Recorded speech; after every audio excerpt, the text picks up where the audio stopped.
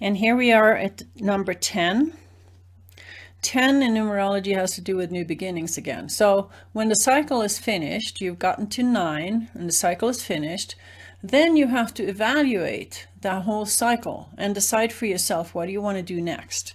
So the cycle, the 10, is represented by the Wheel of Fortune, which has to do with shift and change and cycles. So one cycle is finished and the new cycle is beginning, but you first have to evaluate, how did things go? How was that cycle? Do I want to go through that again, or do I want to do something slightly different next time? And that's what's happening in the cards here too. In the 10, you see somebody who has created all the wealth that he ever wanted. There's pentacles everywhere. He's got nice clothes. He's sitting in a nice place. But how does he actually feel about that? Is this really fulfilling? Is this really what he wants? Or is it a little bit boring? You know, he has created all the security he ever wanted in the form of abundance, but there's still something maybe missing in his life, that maybe there's more to life than just security. There's something really boring and stagnant about security. So he has to evaluate his life and see if maybe there is a different journey he can take next. Because the journey never stops. It just goes through cycles. In the 10 of Wands, we see a person who's carrying 10 wands by himself. He can't even see where he's going. He's got so much on his plate. It's just too much. And he has to evaluate whether his journey was worth it.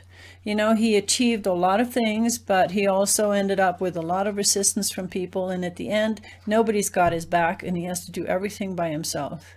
He has no friends supporting him. He has no system that he can rely on. And so he really has to do some mind searching to find out whether it was worth it and what he wants to do next. So anytime there's a new beginning like this, there's always a big moment of evaluation and realizations and mulling over things and meditating over things and really looking at the situation before you jump into a new cycle. Same thing for 10 of Swords. His journey didn't end too well either. He feels like everybody stabbed him in the back, and he doesn't feel like he has any support either. So he definitely has to reevaluate his journey and figure out what went wrong and why things didn't turn out the way he thought they were going to. And then there's the 10 of Cups.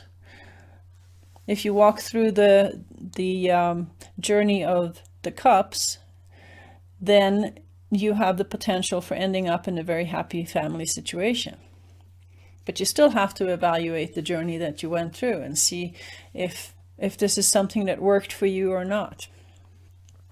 And anytime you come to a 10 card and you sit there and evaluate your journey and you evaluate your life and what's happened and how did that work and what was going on and how do you feel now, those are the moments where you're most likely to decide that you just need to go and find your truth.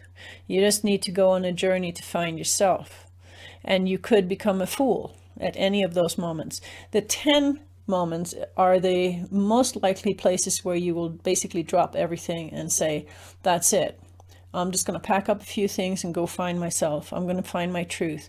I'm going to find my soul purpose and the reason why I'm here and what I'm here to do, and I'm going to live my life in a totally different way from now on.